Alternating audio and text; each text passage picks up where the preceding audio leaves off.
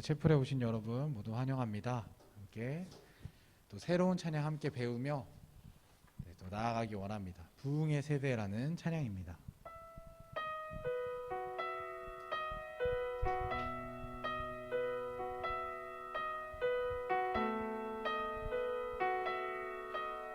우리가 악한 길에서 떠나 우리가 악한 길에서 떠나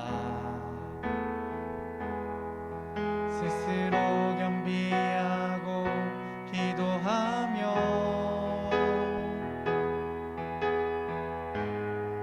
주 얼굴 구하오니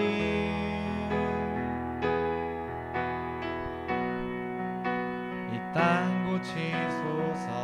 한 번 더. 우리가 악한 길에서 떠나 우리가 악한 길에서 떠나 스스로 겸비하고 기도하며 스스로 겸비하고 기도하며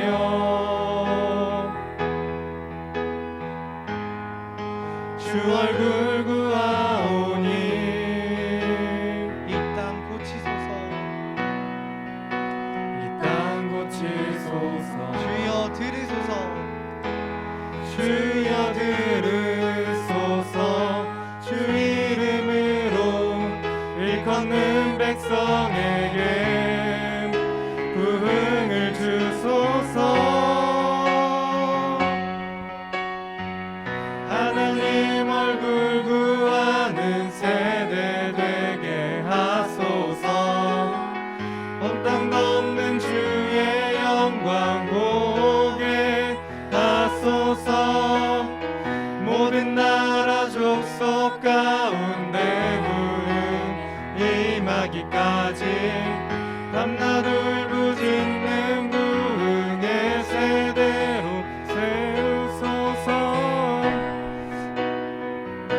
2절 함께 찬양하겠습니다. 거룩함으로 부르십니다. 거룩함으로 부르심에 답해 우리가 성회로 모여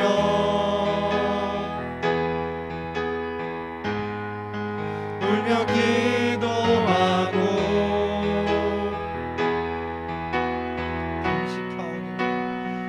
금식하오니 주여 세월을 아끼겠나이다. 주여 세월을 아끼겠나이다. 지금의 때가 악하니 지금의 때가 악하니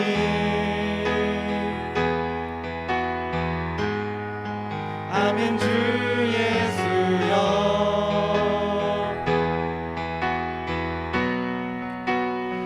오시옵소서.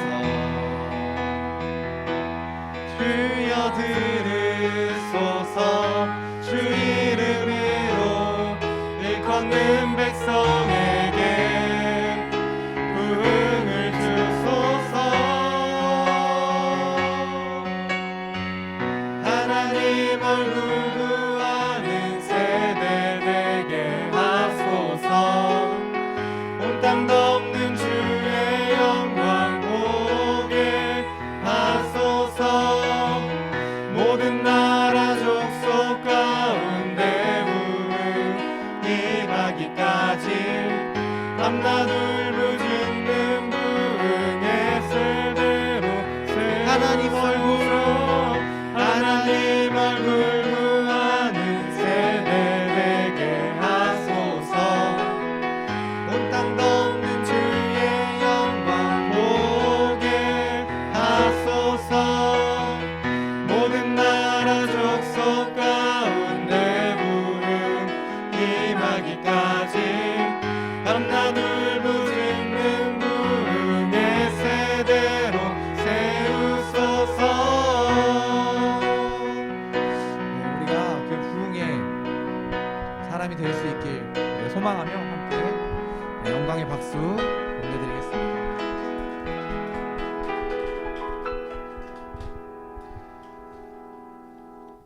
우리 조금 더 신나게 함께 찬양하겠습니다.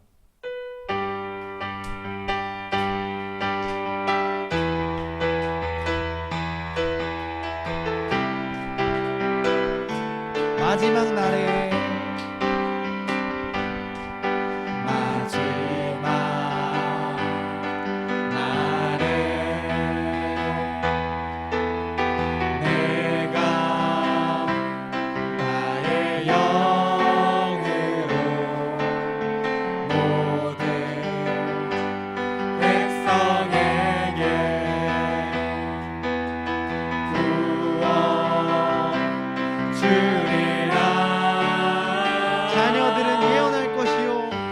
자녀들은 예언할 것이요 청년들은 환상을 보고 아비들은 꿈을 꾸리라. 주의 영이 임하며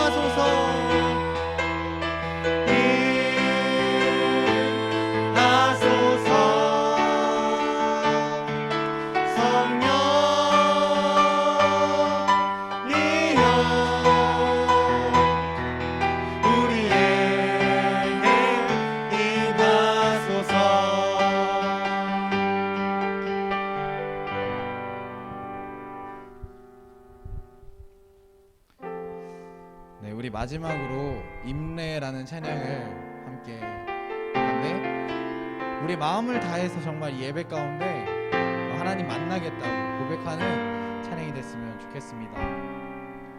우리 모두 예배하는 자 되어 온전히 영과 진리로 주를 예배하자.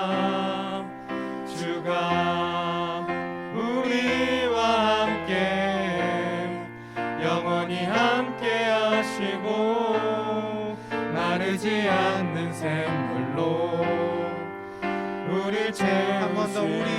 우리 모두 예배하는 자 되어 온전히 영과 진리로 주를 예배하자. 주가 우리와 함께 영원히 함께 하시고 마르지 않는 샘물로 우리 채우시리라.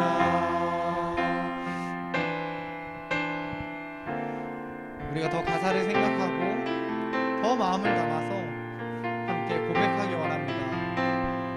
우리 모두 예배하는 자들 우리 모두 예배하는 자 되어 온전히 영과 진리로 주를 예배하자.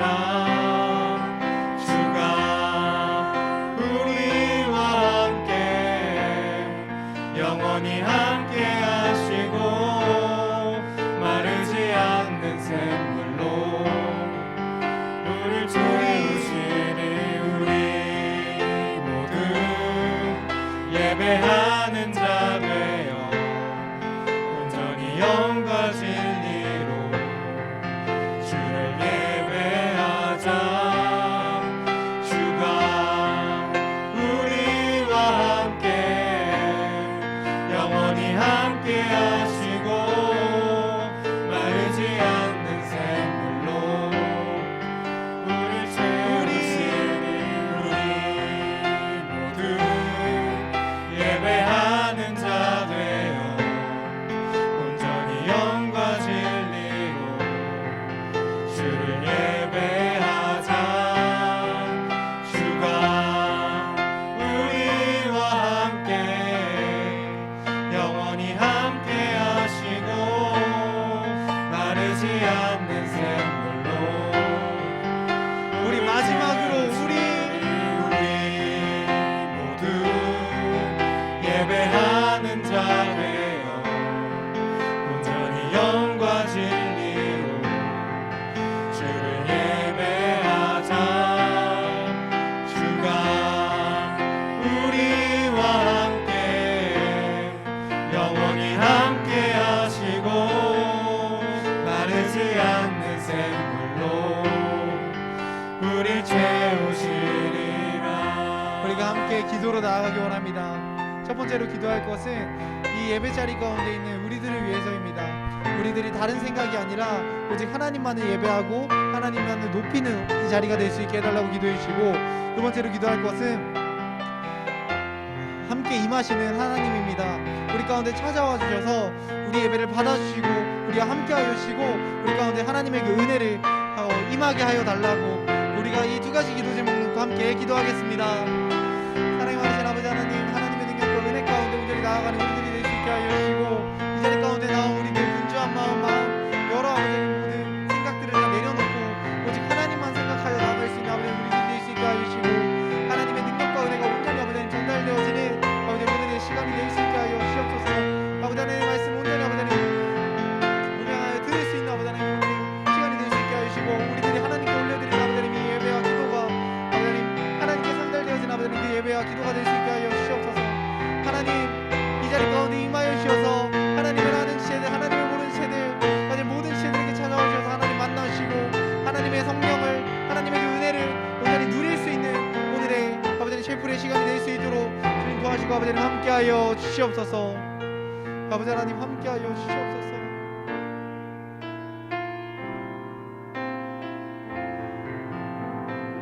사랑이 많으신 주님, 오늘 이 채플의 자리 가운데 우리 불러주심에 감사합니다. 우리의 모든 마음 다 내려놓고 오직 하나님의 말씀에 집중하는 말씀의 시간이 될 수 있게 하여 주시고, 말씀 전해주시는 이세희 선교사님 가운데 하나님의 큰 은혜와 능력이 더욱 넘치도록 흘러 넘칠 수 있게 주님 도와주시고 함께하여 주시옵소서. 오늘 예배를 주관하시고 함께해 주시는 하나님 감사합니다. 예수 그리스도의 이름으로 기도드렸습니다.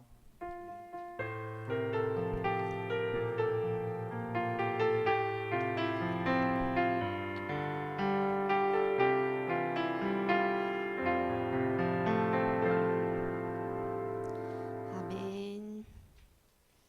반갑습니다. 오늘 말씀 마태복음 8장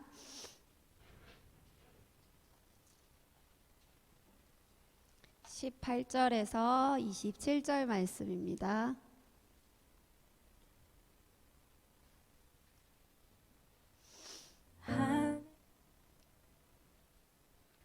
마태복음 8장 18절에서 27절 말씀 한 절씩 교독하면서 읽도록 하겠습니다. 예수께서 무리가 자기를 애워싸는 것을 보시고 건너편으로 가기를 명하시니라.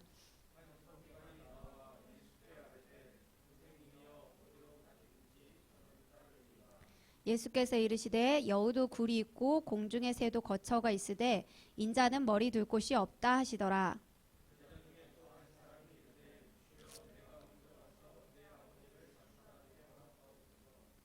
예수께서 이르시되 죽은 자들이 그들의 죽은 자들을 장사하게 하고 너는 나를 따르라 하시니라. 바다에 큰 놀이 일어나 배가 물결에 덮이게 되었음에 예수께서는 주무시는지라.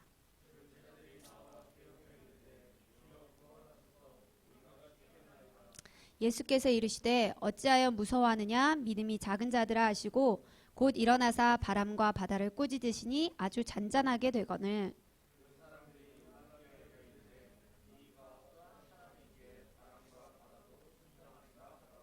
아멘. 아멘.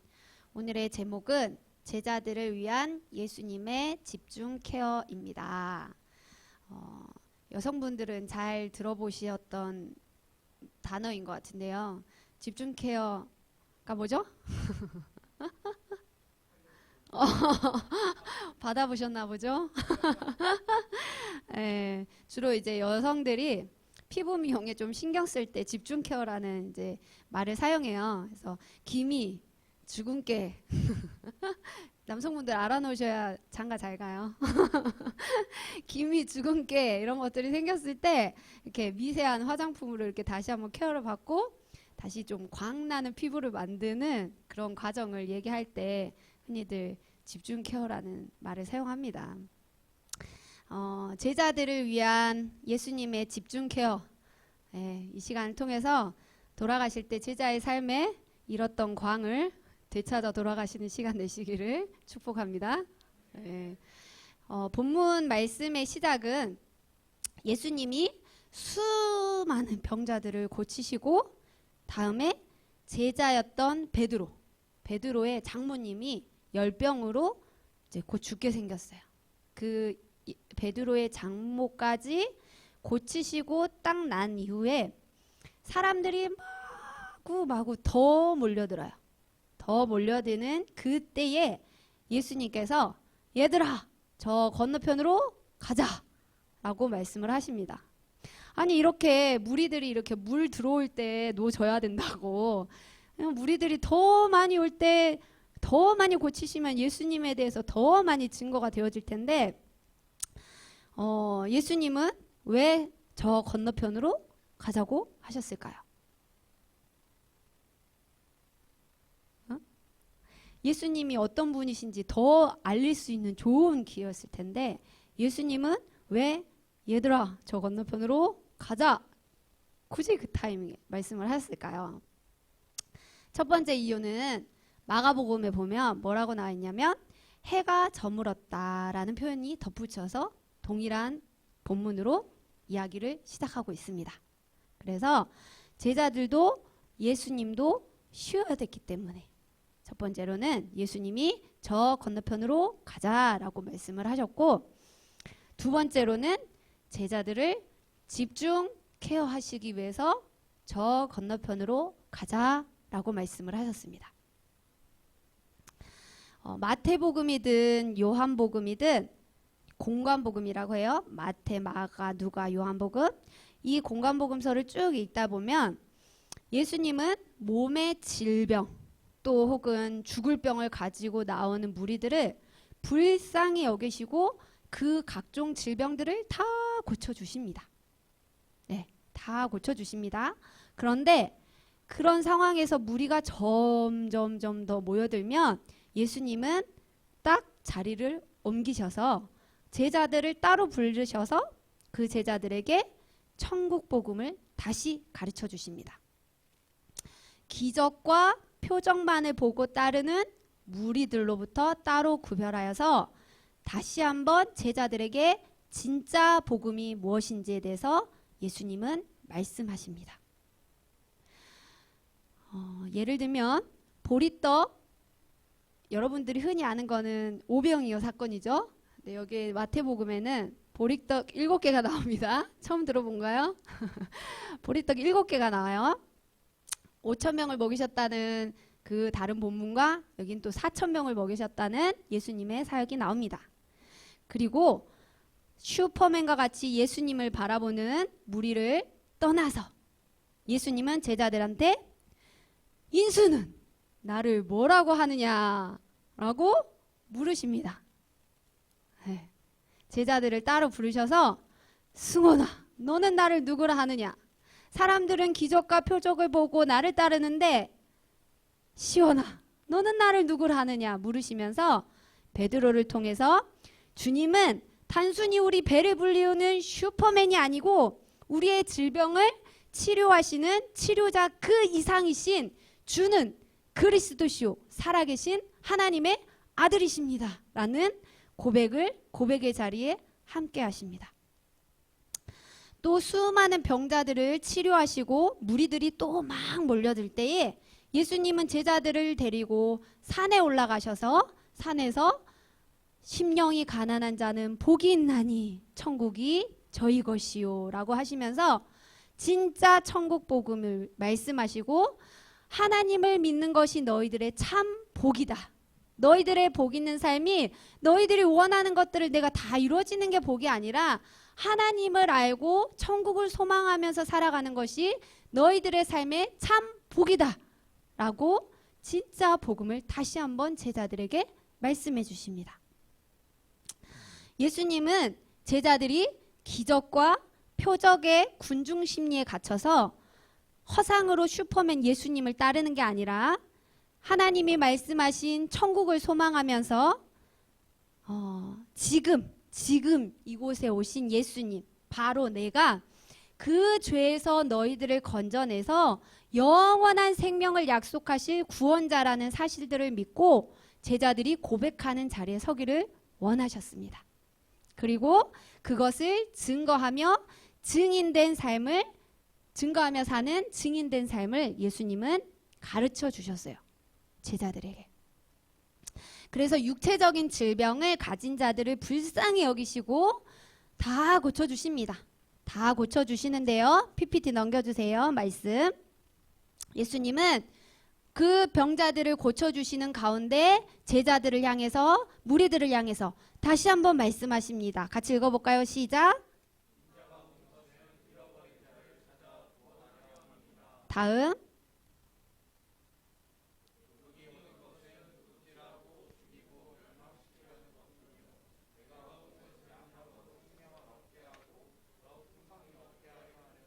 아멘. 다음 말씀.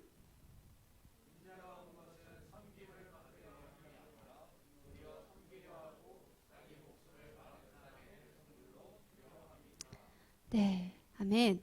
이렇게 말씀하시면서 예수님이 이 땅에 오신 이유와 제자들이 지금 여기에 서 있는 이유를 끊임없이 다시 한번 기억하게 하셨습니다. 오늘 본문도 또 그렇게 예수님이 수많은 무리들을 고치시고 또 무리들이 이렇게 막 모여들 때에 그 무리들을 떠나면서 자연스럽게 제자들의 집중 케어가 시작됩니다. 그러면서 세 가지 상황에 맞닥뜨리게 되는데요. 이 시간 그 집중 케어를 받으러 함께 떠날 때 그 예수님의 제자들은 여러분들에게도 먼저 묻겠습니다. 자기 부정 없이 희생 없이 하나님이 일으키실 기적만 바라보고 있습니까? 두 번째, 일어나는 상황과 환경에 몰두하느라 하나님은 온데간데 없는 정신없는 일상을 보내고 계십니까?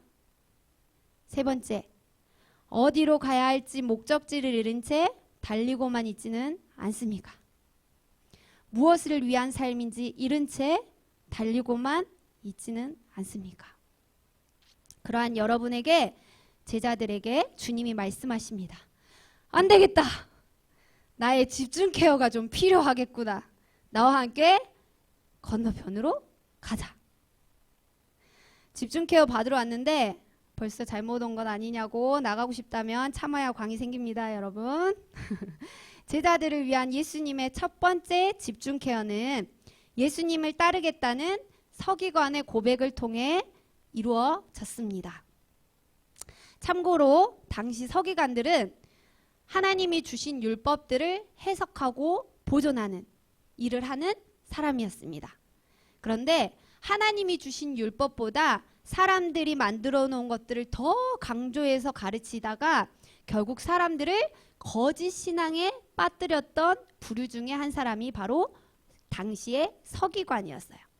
그래서 너희들 외식하는 자여, 너희들 형식주의에 빠진 너희여, 이렇게 말씀하시는 예수님을 적대시했던 부류 중에 한 부류였습니다. 그런 부류에 서 있었던 서기관이 뭐라고 하죠?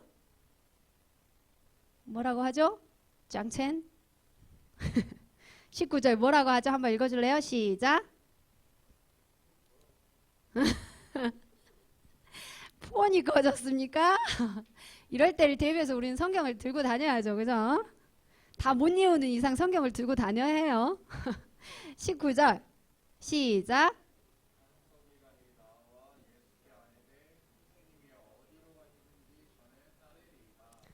라고 말씀합니다. 고백합니다.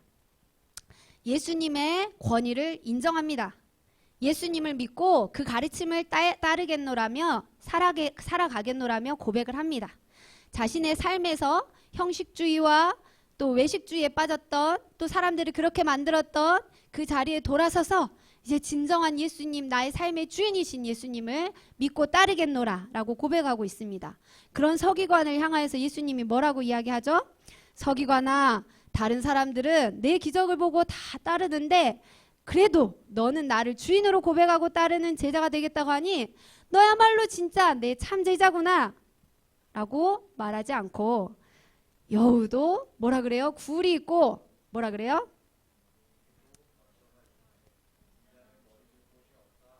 네, 이거는 서기관의 신앙을 꾸짖으려고 하신 말씀은 아니고, 예수님을 따르는 길에는 고통도 있고 고난도 있단다. 이것을 잘 모르는 서기관한테 제자의 삶은 이런 거란다 라면서 다시 한번 말씀해 주시고 계시는 거예요. 여우도 새도 잠시 쉬어갈 거처가 있지만 나는 편히 쉴 집이 없다라고 하시면서 집이 없는 가난한 상태에 있는 말씀을 하시는 게 아니라, 제자의 길은 이렇게 집이 없이 나그네의 길을 가는 가운데 어떤 상황 가운데서도 어떤 형편에 처할지 모르는 그런 고난이 있는 길이란다 라고 이야기를 해주시는 겁니다. 이 서기관의 상황을 통해서 제자들은 어떤 집중 케어를 받았을까요? 그리고 여러분에게는 지금 어떤 말씀으로 들려지시나요? 예수님을 믿고 따르는 제자의 삶은 자기 부정, 희생, 봉사, 고난 등이 뒤따르는 삶입니다. 두 번째 집중 케어는 예수님을 따라가긴 할 건데요. 아버지 장사 좀 먼저 치르고 난 후에 따르겠습니다 라고 말하는 또 다른 제자를 통해서 이루어졌습니다. 그러한 제자에게 예수님은 아이고 그래 어떡하냐, 아버지가 돌아가셔가지고 그거부터 해야지, 일단 장례를 다 치르고 난 다음에 나를 따라도 괜찮아 라고 말씀하시지 않으셨습니다. 뭐라고 이야기하시죠? 성은 읽어주시겠어요?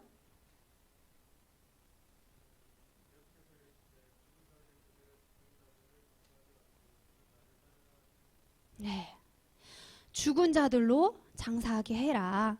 제자로 나를 따르는데 육신에 죽고 죽는 것에 매이지 말아라 라고 말씀하십니다. 영생의 길을 따라가는 삶은 육신의 것에 매이는 삶이 아닙니다. 생명을 위한 사역에 가치를 두는 것, 이것이 우선순위다 라고 말씀하고 계시는 거예요. 그런데 예수님은, 그런 예수님이 가족을 그러면 등한시 여기시라고 했나요? 아니에요.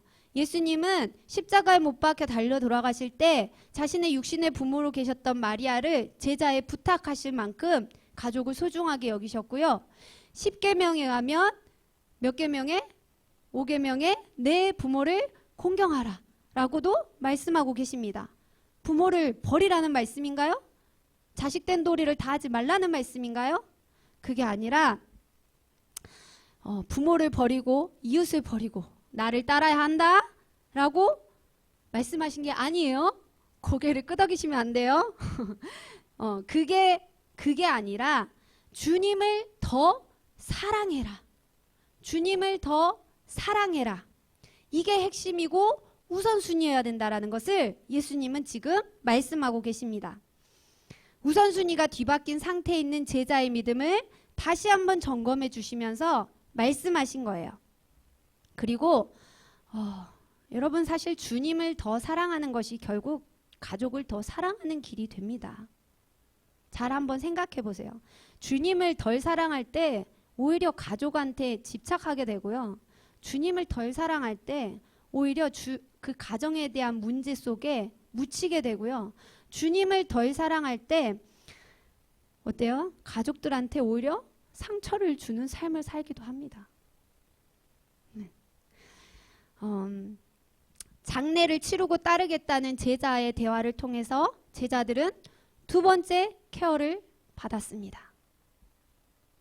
여러분에게 주님이 지금 뭐라고 말씀하고 계시나요? 예수님을 따르는 제자의 삶은 그 어떤 것보다 주님을 더 사랑하고 주님을 더 우선하는 삶임을 여러분 들으시기 바랍니다. 세 번째 집중 케어는 예수님과 제자들이 배를 타고 나서 이루어집니다. 무슨 일이 일어나죠? 바다에 광풍이 불었다라고 합니다. 광풍, 큰 노을이라고 하는데 쉬운 성경에서는 이거를 광풍이라고 이야기해요. 광풍이 뭐예요? 미친 듯이 사나운 바람. 이것 때문에 파도가 막 타고 있던 배 위에 막 덮쳐가지고 배가 지금 곧 산산조각이 날 정도로. 동해바다 여러분 가보셨어요? 저 한번 방파 그 부두에 갈 때 한번 이렇게 그 너울성 파도라 그래가지고 방파제를 뒤덮일 만한 그 파도가 불면 되게 멀리서 보는데도 무섭더라고요. 그런데 지금 그 광풍이 불어서 큰 파도가 쳐가지고 아주 그냥 지금 난리가 난 상황이 됐어요. 그런데 지금 이 바다는 갈릴리 바다거든요. 근데 이 갈릴리 호수라고 해야 되죠. 갈릴리 지형은 지형상 이게 좀 광풍이 자주 일어나는 지형 중에 한 곳이라고 해요. 근데 예수님과 제자들의 탄 배가 그 파도에 잠길 것 같은 위기를 맞게 됩니다. 예수님의 기적도 보았고 예수님이 어떤 분이신지 듣기도 했고 그 예수님을 제가 믿겠습니다. 따르겠습니다. 부르심에 순종하겠습니다. 라고 해서 예수님과 함께 지금 그 길을 걷고 있는 제자들입니다. 예수님이 없는 배도 아니고 예수님이 똑 타고 있는 배에서 이런 일이 일어난 거예요. 어부의 경력으로 갈릴리 바다에서 물고기 좀 꽤나 잡아봤다고 했던 제자도 그곳에 있습니다. 그래서 어떻게 해요? 물도 퍼내보고 노를 저어서 어떻게든 다시 좀 가보려고 하고 별의별 방법을 다 쓰고 있는데 별 효과가 없어요. 그 상황에서 예수님은 계속 주무시고 계십니다. 마치 아무 일도 일어나고 있지 않는 것처럼 고이 주무시고 계세요. 예수님이 타신 배는요, 요즘처럼 배 밑에 잘 수 있는 배가 아니었어요. 그런 공간이 있는 배가 아니었어요. 12명이 타고 갈 정도의 크지도 작지도 않는 노를 젓는 배였어요.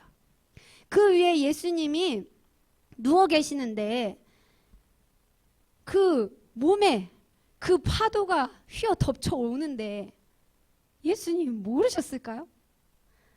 제자들이 아주 야단 법석을 치고 난리가 났는데 너무 피곤해서 물이 배를 덮치는 줄도 모르고 잠에 골아 떨어지신 걸까요?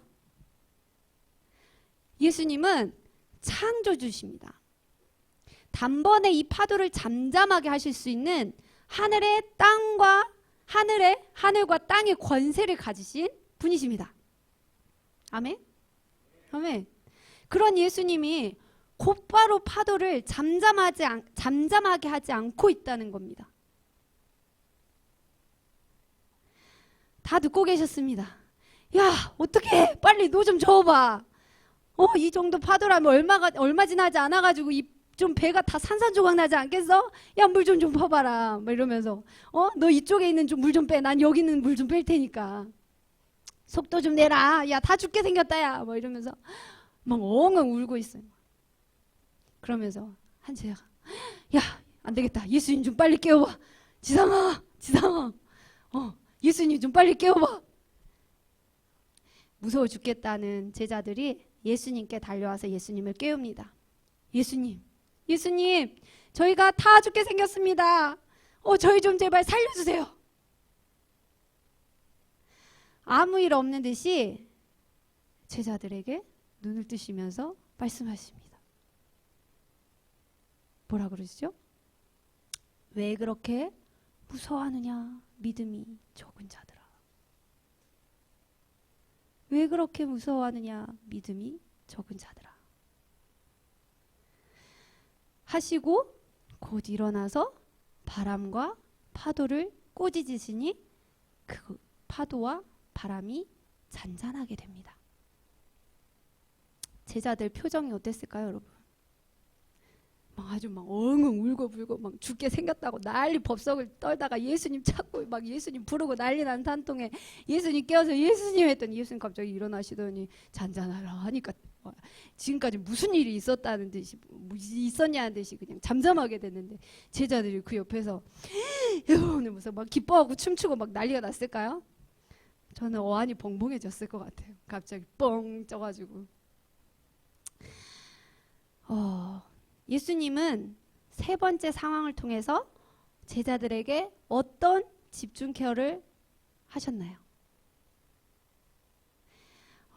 평상시에도 갈릴리 호숫가에는 그런 광풍들을 일고 있었습니다. 평상시에도 일어났을 법한 그런 상황 가운데 마주한 제자들에게 그 상황을 허락하시면서 기다리십니다. 무능력해서 기다리고 지켜만 보고 계시는 거였나요? 예수님이? 아니죠. 이 상황을 통해서 다시 한번 예수님이 예수님 되심을 말씀하려고 하셨던 겁니다. 얘들아, 내가 누구냐면 너희 죄를 사하려고 이 땅에 온 메시아란다. 나는 그 길을 완수하기 위해서 가고 있고 내가 너희에게 일러준 모든 말씀을 성취하기 위해서 지금 기다리고 있는 중이란다. 아버지의 때를 기다리며 너희와 함께하고 있는 나는 너희의 구원자 예수란다. 내가 그것을 성취하기까지 너희를 떠나지도 않고 버리지도 않을 거야. 그리고 그 사명을 아직 완수하지도 않았는데 내가 지금 바다에 빠져 죽게 생겼냐?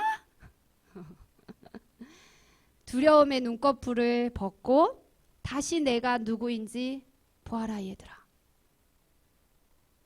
제자들은 예수님의 수많은 기적과 표적과 또 많은 말씀들을 다 잊어버리고 그 예수님이 함께 타고 항해하고 있다는 사실들을 잊어버리고 불어닥친 광풍에 파도에 두려워서 아직 사명 완수도 하지 않는 예수님까지 다 죽을까봐 겁에 질려 떨고 있는 겁니다. 그래서 예수님이 꾸짖으셨던 거는 그 예수님을 보지 못하고 있는 제자들의 마음 상태였어요. 믿음의 상태였습니다. 믿음이 없다라고 하지 않았어요. 믿음이 적다라고 했어요. 두려움에 약해진 믿음의 초점을 다시 나에게 맞춰라 였습니다. 그렇게 그 예수님을 다시 보여주는데 제자들은 뭐라고 합니까? 이분이 도대체 어떤 사람이기에 바람과 바다도 순종하는가? 이렇게 보여줘도 이렇게 말씀해도 다시 조자리로 돌아가는 연약한 사람들이 제자들이었어요. 그런데 예수님은 그 사명을 다하시는 그날까지 제자들에게 또 말씀하시고 또 말씀하시고 내가 그 너희들의 메시아다. 내가 너희들의 구원자다. 내가 너희와 함께 할 거다. 라면서 제자들에게 끝까지 사명 완수를 할 수 있도록 말씀하시고 가르치시고 너희와 함께 하시겠다고 약속하십니다. 여러분, 세 번째 제자들이 받은 집중 케어는 예수님을 따르는 제자의 삶은 온 인류의 메시아 되신 구원자 되신 예수님을 믿고 따르는 삶이라는 사실입니다. 예수님은 이 땅에 오셔서 그 사명을 성취하셨고 다시 오실 예수님은 우리는 기다리면서 이 길을 걸어가고 있는 예수님의 제자들입니다. 맞나요? 아멘. 우리의 표대를 다시 한번 점검합시다. 그 길을 걷게 하신 주님은 우리를 혼자 큰 바다에 내보내시지도 않으시고 지금 이 자리에 저와 여러분의 삶 속에서 동행하고 계신다는 사실도 기억합시다. 우리에게 일어나는 광풍이, 폭풍이 예수님이 무능력해서 가만히 계시는 것도 아님을 기억하시기 바랍니다. 우리의 믿음의 초점이 흐려져서 다시금 주님을 바라보게 하시는 주님의 사인일 수도 있다라는 사실을 기억하시고 주님께 다시금 믿음의 항해를 하게 해달라고 이 시간 고백하며 나아가셨으면 좋겠습니다. 예수님을 따르는 제자의 삶은 자기 부정, 희생, 봉사, 고난 등이 뒤따르는 삶입니다. 두 번째, 그 어떤 것보다 주님이 우선되는 삶이 예수님을 따르는 제자의 삶입니다. 세 번째, 예수님을 따르는 제자의 삶은 온 인류의 메시아 되신 구원자 되신 예수님을 믿고 따르는 삶입니다. 여러분 그 주님과 동행하고 계십니까? 세 가지의 집중 케어를 통해서 여러분 얼굴에 광이 나시는지 믿음의 광이 생기셨는지 그런 여러분께 다시 한번 묻겠습니다. 여러분 그럼에도 이 길을 계속 가시겠습니까?